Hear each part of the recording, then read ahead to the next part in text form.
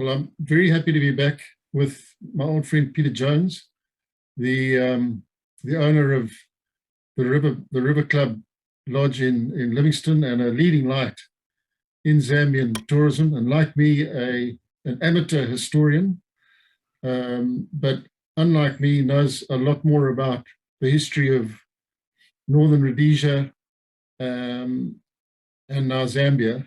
And so we're going to pick up at the lead up to independence, a little bit about what was going on, and then hopefully, Pete, we can talk through to recent events, which I think has been some wonderful news coming out of Zambia, a peaceful transition to a new government, and setting a fine example for the rest of Africa. And maybe Zambia didn't get enough publicity for this remarkable achievement, because it really does deserve to be known. And I think for all of us who love Africa, it offers a little bit of hope. So hats off to the Zambians for doing what they've done, and let's hope for a new dawn and some better days ahead. But let's go back to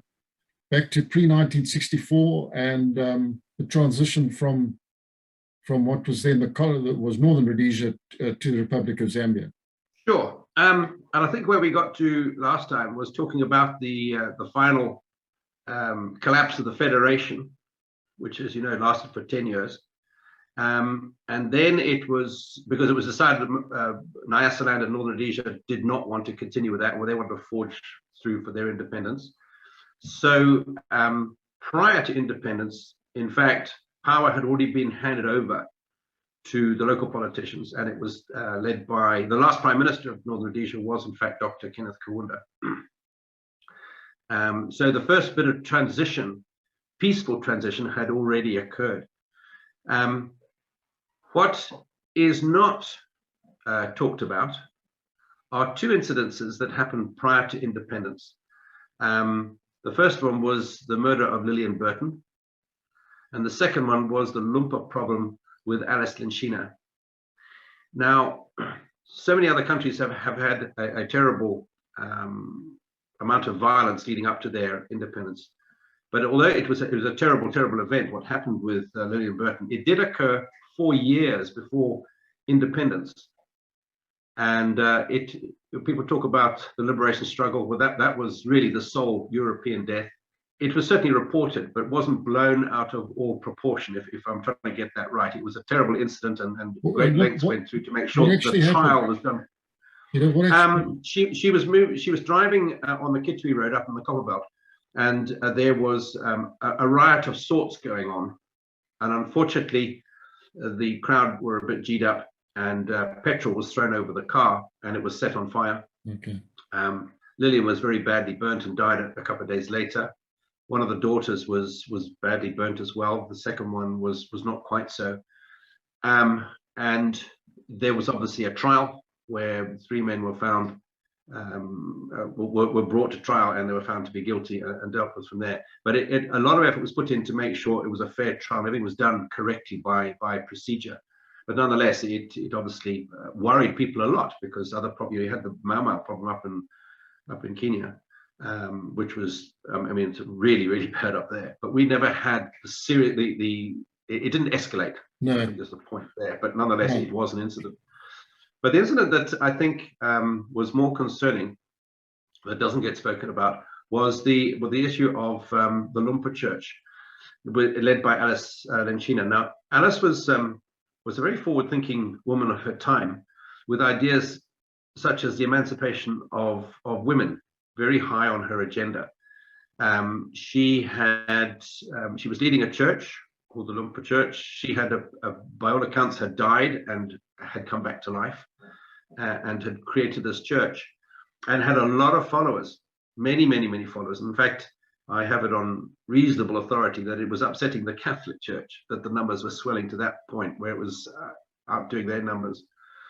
But one of the issues there was that the government under Kenneth Kaunda didn't like the fact that she refused all her religious followers to carry political party cards.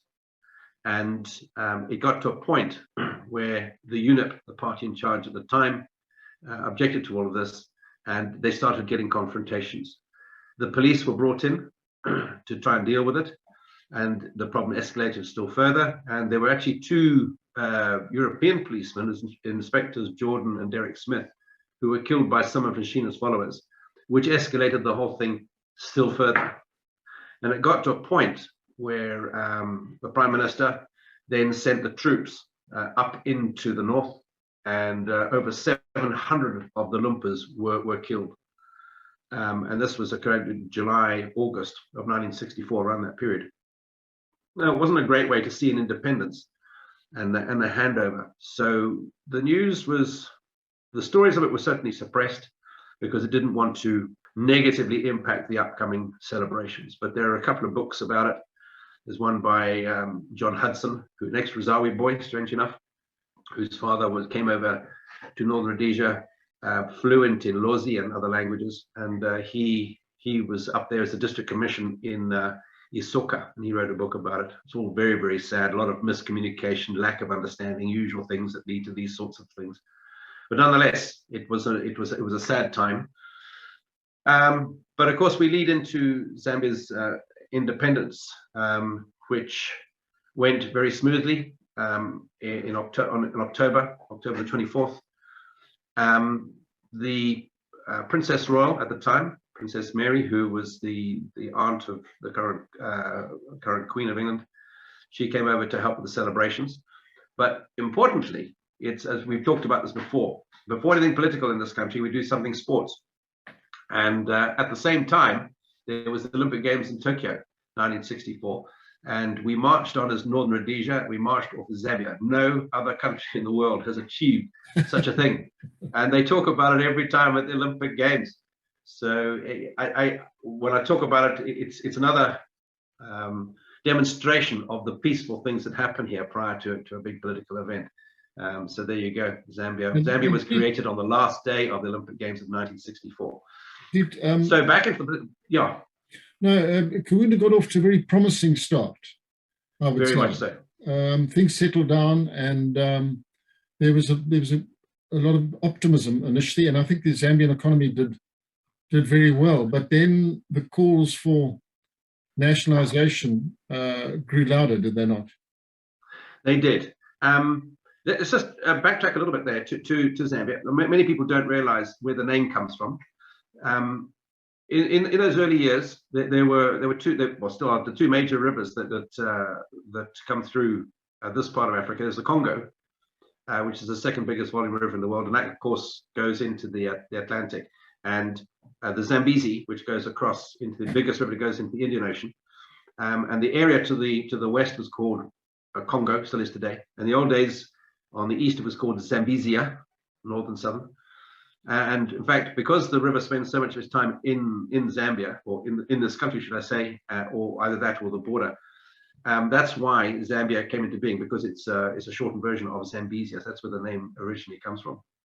But yes, going back to what you were saying earlier, the first few years of Zambia were good economically. It was the copper that kept everything going, and all was rather rosy. And then, unfortunately, the conflict to the south, I think, played a very big role in the initiation of the collapse of the economy, because that was where all the copper was going. And of course, once the Bush War started to gather speed, any movement of copper down through that area was going to get hit once in a while by the guys blowing up the railway tracks.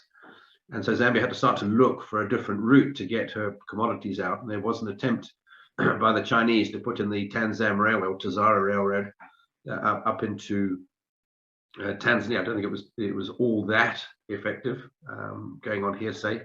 But it, certainly the war to the south then really started to impact, and the economy started to fall apart. And of course, what was happening at the same time is that the first president was starting to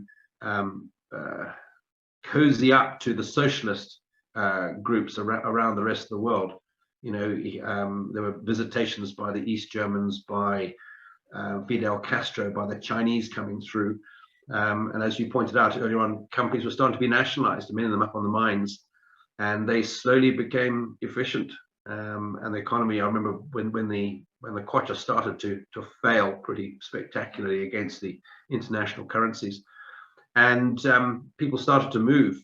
Work permits weren't being renewed because of the Zambianization program, which was understandable. And then many people finally decided to leave, and that's my parents were amongst them. So it was in the mid 1970s is when I think the writing was on the wall economically. Yeah, and of course the war was escalating to the south very badly at that point. But look, we had some hopeful people in the area. We had this guy called Edward Nkoloso, who was the founder of an organization called the Zambia National Academy of Science, Space Research and Philosophy, who challenged NASA to get to the moon first. And there was a headline in one of the newspapers suggesting that he was going to try and get to Mars as well, which he was, my man, clearly ahead of his time. But nonetheless, there was a bit of humor around even back then. Pete, when was the one-party state introduced? Just a bit of background to that, because that was quite an important event in... Yes, it was. I think that was back in the early 70s. The vice president at the time was Simon Kapwepwe, who had formed another party called the United People's Party, UPP.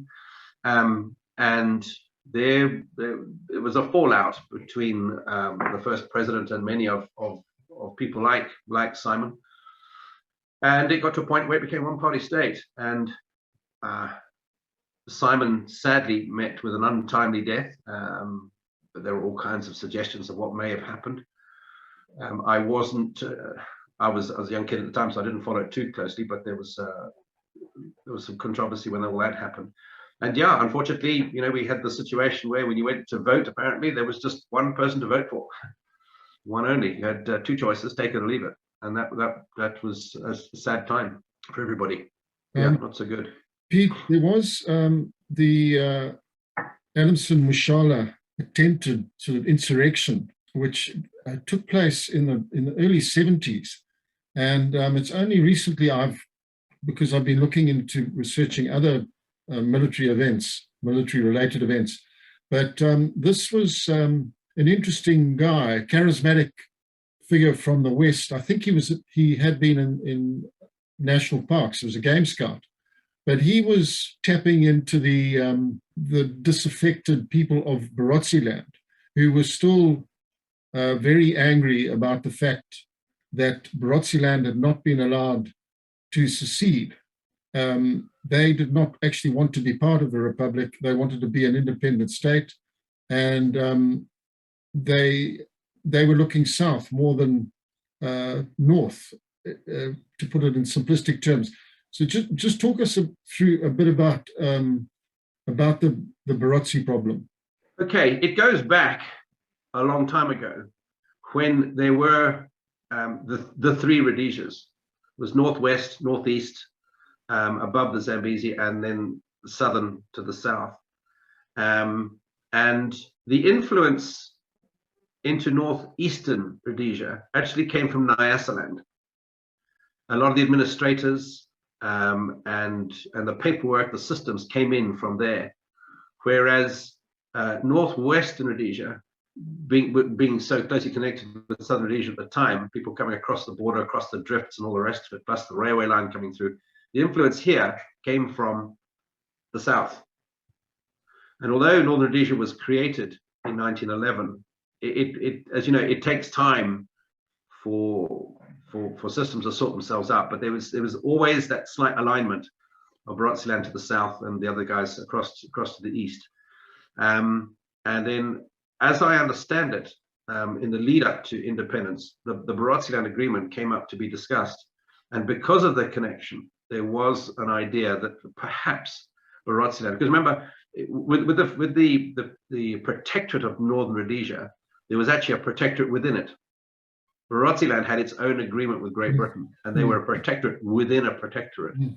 And there was certainly ideas and the notion that maybe Barotseland would join Southern Rhodesia and go that route. I haven't read too much on it, but it was certainly banded around because of those very strong connections. Well, and of course, one of the things that the first president did was to shrink Barotseland down and change the name to Western Province, which is a shadow of the former glories of what was Barotseland, which is bound to create antagonism with the people who lived there and who looked themselves as being Barotseland.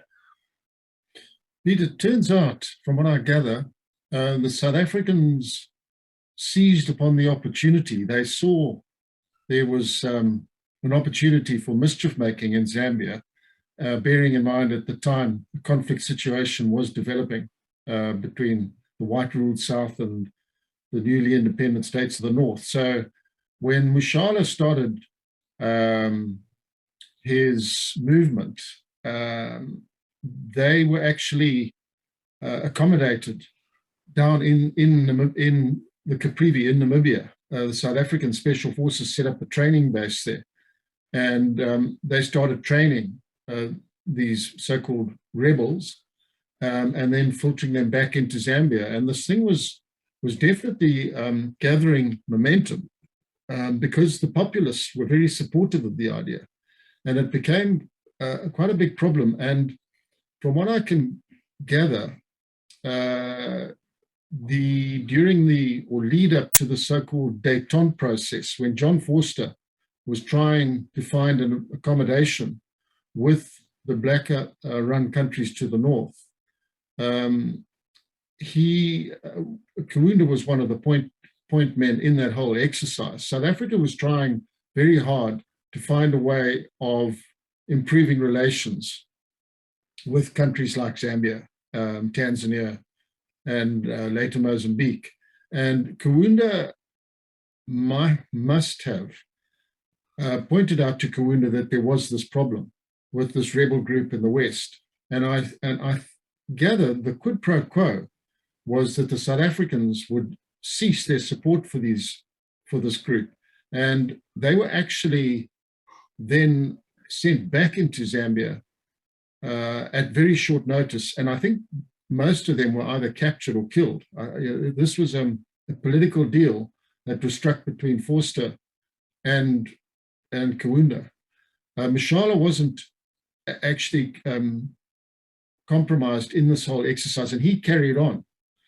And he carried on, and I think he was only killed in about 82, and that was the end of it. But quite an interesting bit of the history of the west of the country. And if the South Africans had been more involved, it's quite possible that this thing would have become a very serious security problem in Zambia. Yeah, I would imagine, and I'm just surmising here that it was something that would have happened in order to destabilize the frontline states up in the north.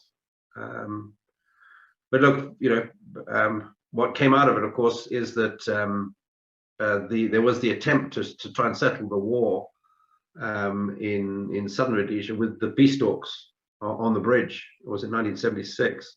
Where they brought the two trains together, and the white coach in the middle, and they got the two sides together. Yeah. So there was some good that came out of it, and this dialogue was going ahead there to see what could be done. The fact that it didn't come immediately at that particular point, but yeah, at least there was dialogue going on. Yeah, you know more about the story than me, but I certainly have heard about it. But it has led Zambia to being seen as the peace brokers, and even today, Zambia is looked upon very favorably by the United Nations. Mm-hmm. And there's a recent acknowledgement where we've got a guy called Brigadier General Kasempa, who's just been elected to be the Dean of Military and Police Advisors Community in the UN, as a continuation of all the work that Zambia does on the world stage of the United Nations and peacekeeping and things like that. So I think it's something that Zambia is very good at, and I'm very proud of what they have achieved over the years. Pete, the Kaunda presidency, just how would you summarize it? The highs and the lows. Well, first of all, the whole point of it was a peaceful transition to get him brought him to power, and it was a peaceful transition to when he left power. And you always got to look at history and how it works itself, and you do things by generations. And he was in power for 27 years. It's a generation, and eventually the next generation coming through said, we've had enough of this, time to go. And he was good enough to listen to the Commonwealth to move on without a fight, without a squabble. And so it was a very peaceful transition to the new MMD party. One can't fault him for the fact of trying his hand at a different way of looking at life with socialism and communism. That's why the guys were brought in here. It's like, when young people leave the family home, they go and try things their parents told them not to do. Yeah, there was heavy-handedness at certain points. The tragedy that happened to Simon Kabwepwe, the crashing of the economy through taking over companies. But on the whole, that's all part of evolving as a new government, as a newly independent, and you've got to go through the knocks and the hard hits every so often in order to learn your way. And the good thing with Zambia, it's learned from its early dabbles with things that perhaps they wouldn't have gone into given hindsight. And so I think you just got to take it at that. Pete, just tell us how they address the land question in newly independent Zambia. Well, that's the interesting thing. Obviously, in Southern Rhodesia, I think the land ownership was 60% by the European population, whereas in this country, the settlers only ever owned not even 3%. So land was not an issue. We, as settlers, were only allowed to own the land along the line of rail. And you can look at all the farms. It's, in Chomo, Colombo, and going up to the north. That's what they followed, because that was what was negotiated. Before independence, the land was administered by the chiefs, and it is the same today.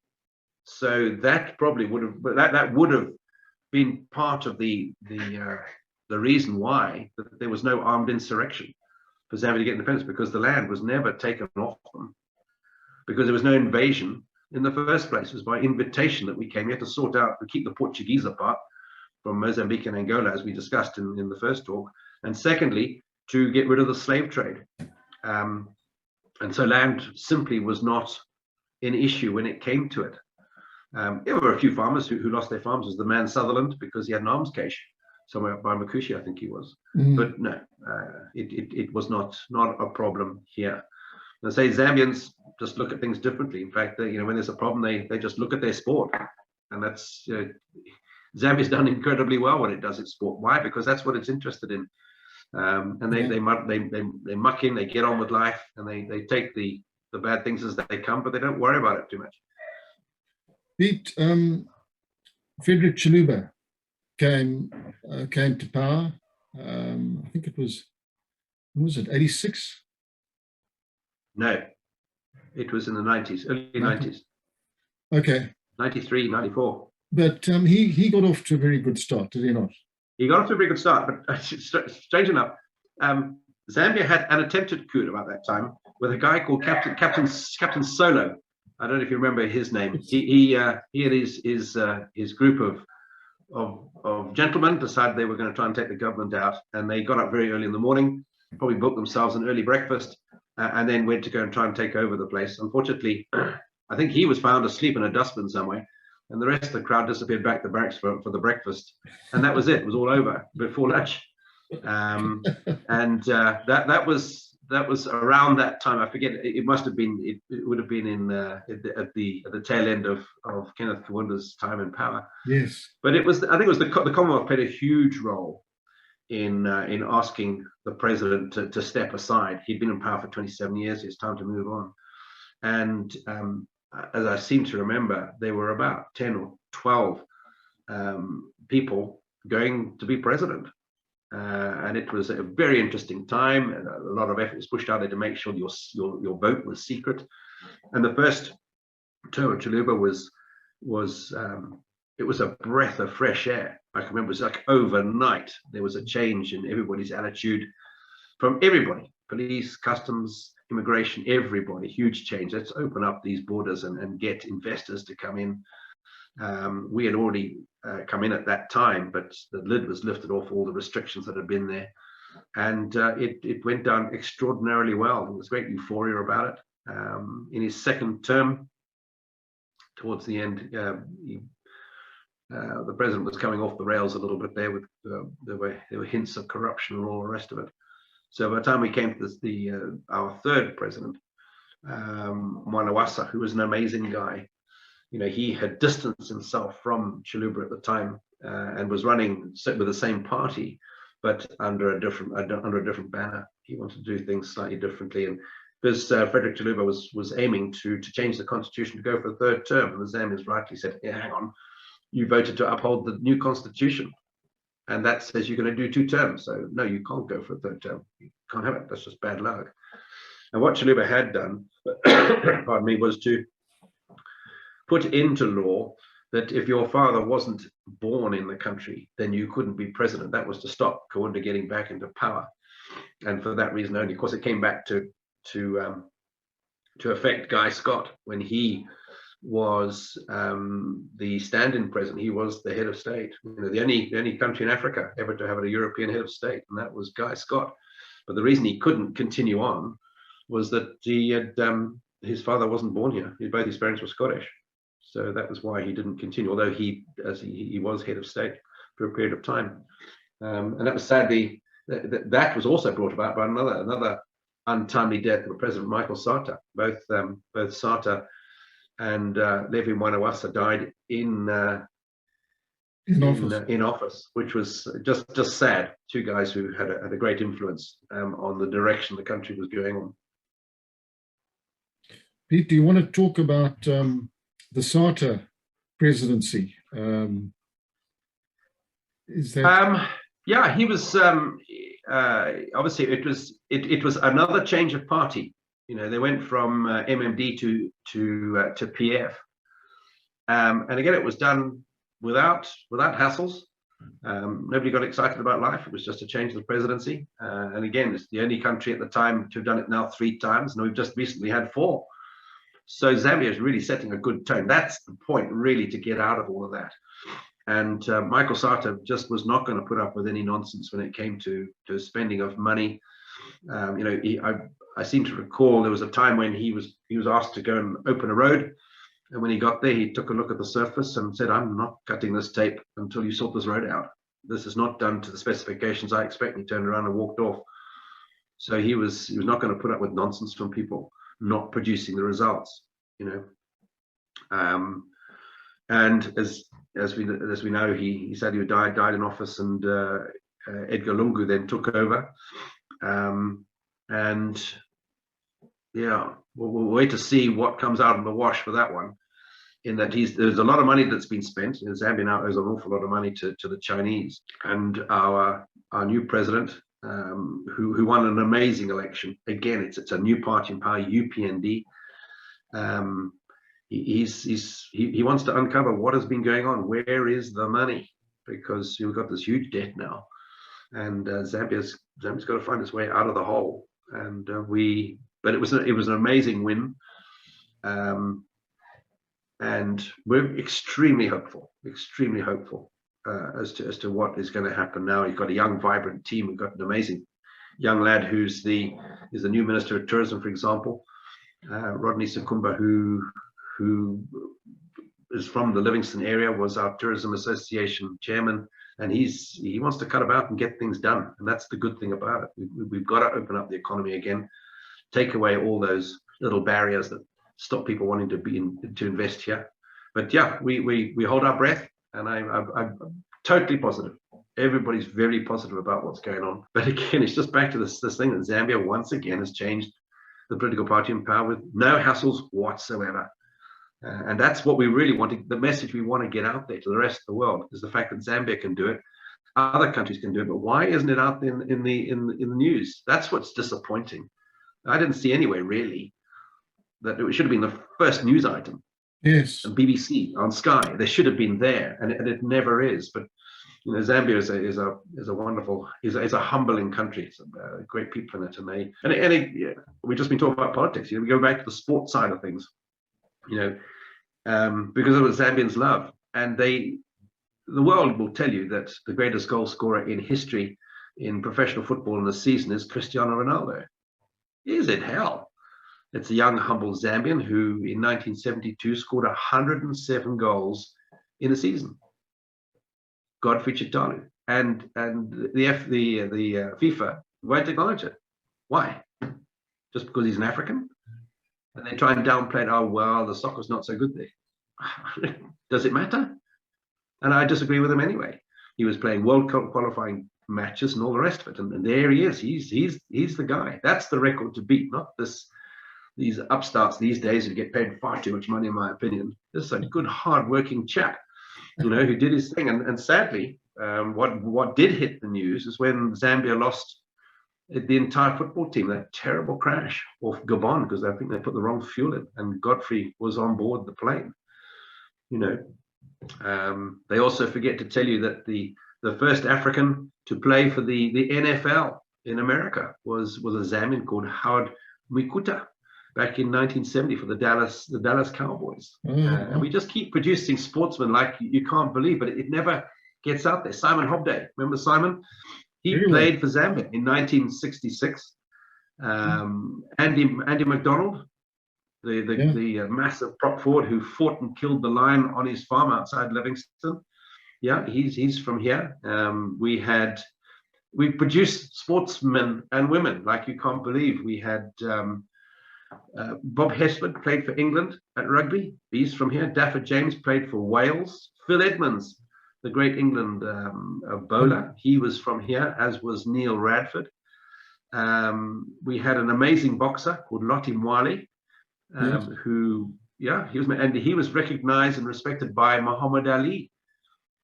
And that goes largely unnoticed. We had Henry Alonga, I mean, Zimbabwean player. He was born in Osaka. Oh, I didn't know that. And then, of course, George Gregan. Him as well. Joe Roth. Yeah, we are the only country in the world to produce two rugby captains at the same World Cup playing for different countries, George Gregan and Corne Krika. How about that?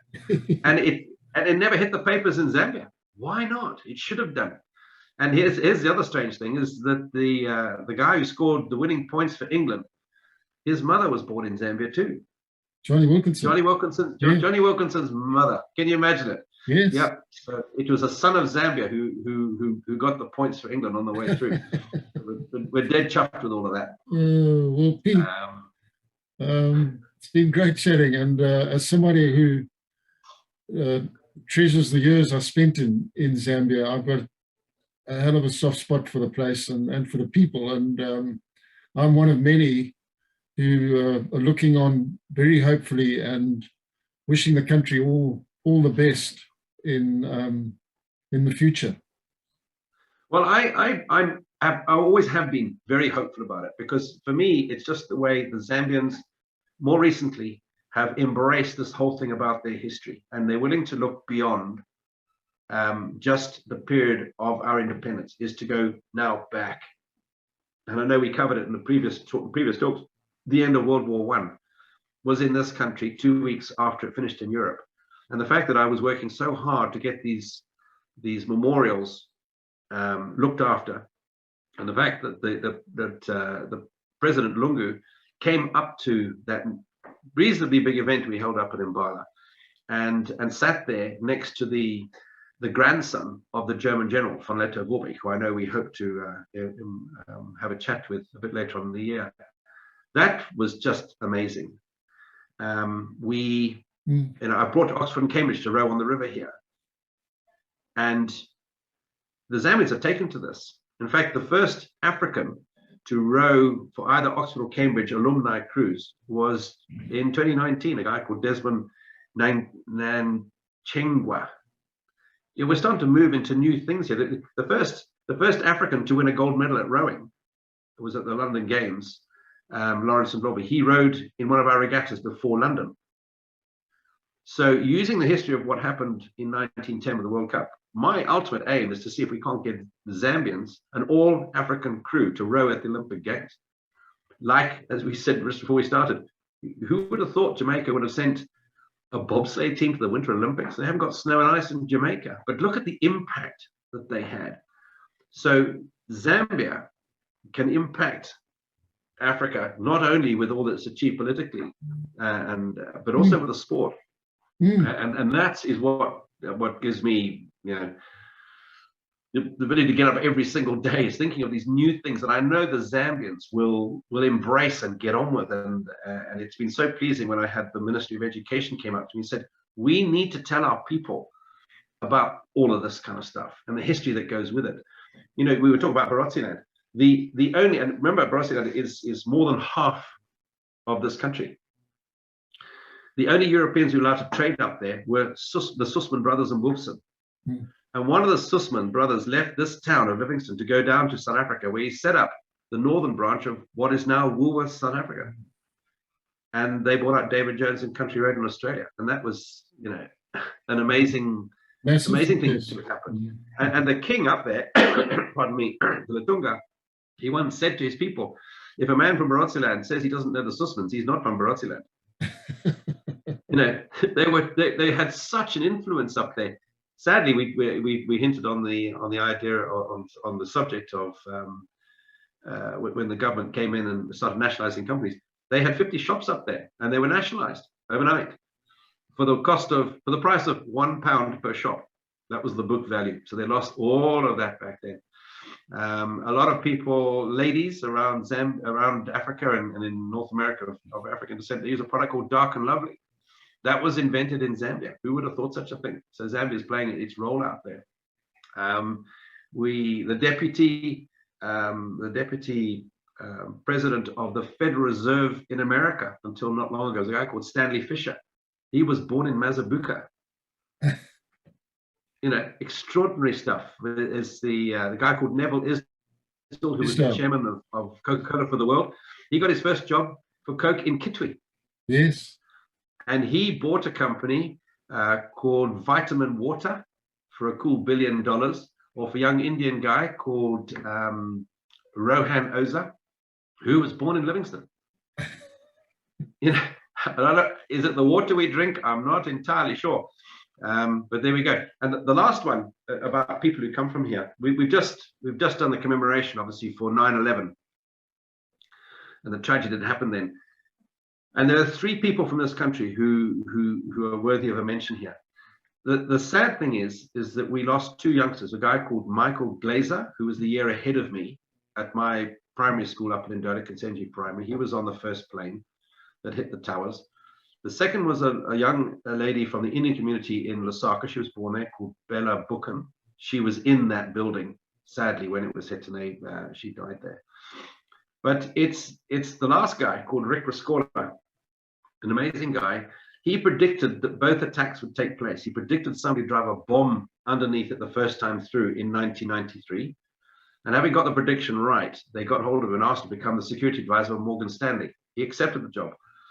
And every 3 months or so, he used to practice evacuating the whole company out of the building. And the youngsters didn't like him much in the company because they had to stop making money for the day. But he didn't care. He made sure that they knew what to do in the event of something happening. And it happened. And it went over the over the tannoy system that everybody should stay where they were. And Rick said, to hell with this. He got on his bullhorn and said, we get out, because we practiced it. And he practiced.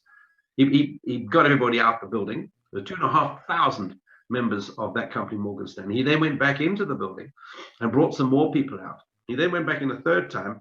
And now you can imagine the confusion, the dust, the smoke, and the screaming and everything. He came across more people who were now too terrified to move. So he sang to them.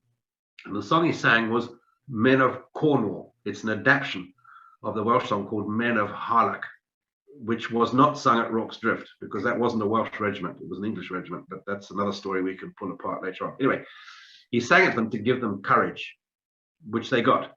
And he led them out of the building. And he went back in one more time.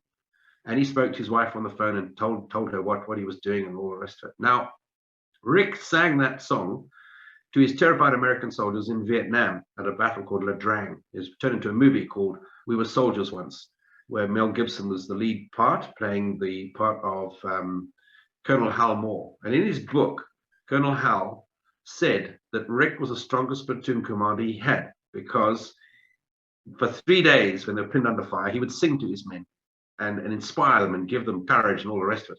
And finally, he got them home. Sadly, Rick never came out of the building, never even found his body. But the extraordinary thing with all of this is that Rick was originally trained in all his anti-communism and all his anti-terrorism drills at Lelai Police Training College in Lusaka. He was a Northern Rhodesian policeman. So Zambia played its little role once again that nobody talks about. It was never in the newspapers. And what great things to have out there. And when I tell the stories to young Zambians, they just go, wow, nobody ever told us about this.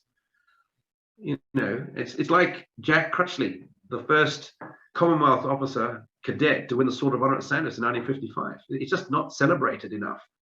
But you tell the Zambians, wow, this is incredible. And I spoke to a young Zambian who was at Sandhurst at the time having a hard time, called Simunza, Officer Cadet Simunza. So I heard about this, so I wrote him a letter. And I told him all about Jack and the fact that we've all been through there. And strange enough, years later, I spoke to him on the phone just the other day. He said, gee, that letter to me meant so much. It got me through it all, and I moved on. Can you imagine with all these stories we tell and get it out to more of the Zambians? You know, it's the two sides of history, either sides of independence, bringing it all together, and it's inspiring youngsters today. And that's the thrilling part of it, the fact that Zambia would accept it and the fact they want to talk about it. And we got the new Air Force commander, General Colin Barry. He's not the guy who promotes this kind of, he loves this sort of thing. And they're always asking for more information. What about, who was here beforehand? What were they doing? The Air Force commanders who helped set up the Zambian Air Force. Yeah, Zambia's the greatest place to be. It's a fun place. It's got no qualms and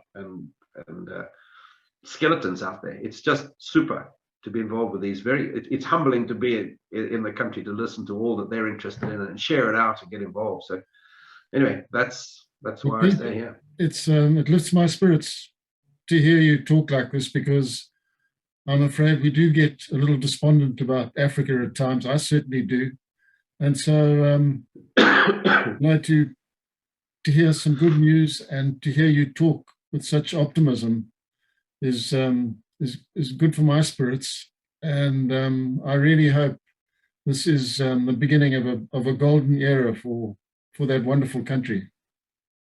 I think so. You know, Hannes, everything goes in 2 generations. If you study the history, for example, the Second Boer War finished in 1902. The British won, the Afrikaners lost out. Then nearly 50 years later, the Afrikaners got into power, and sadly the African people lost out because of the apartheid issue. And nearly 50 years later, Mandela got into power, bringing something new. 2 generations. Look at Southern Rhodesia. In 1923, we said no to becoming part of the Union. Okay. And then nearly 50 years later, UDI was declared. And 50 years later, Mugabe lost his power because people said, we're enough. Thank you very much. Move on. And again, if you look at Zambia, use the 2 generational rule, and you can see the same thing, becoming one entity in 1911, 50 years later becoming an independent country, and then 50 years later, huge changes, successive changes in the ruling parties with absolutely no bloodshed, no coup d'etats, all peaceful. Yeah, the next 25 years of Zambia is going to be a huge success. I've got no doubt about it, being led by the folk who are here at the moment. Fantastic, Pete. Pete, thanks for your time, man. I really enjoyed it, and I'm really pleased we've got this bit of history down on the record, but I think you're going to actually have to write a book. Starting on it already. Good man. I'd like to help you. All right. Well, I'd have to come to you check my spelling if nothing else. Cheers, Pete. Cheers. Have a good day.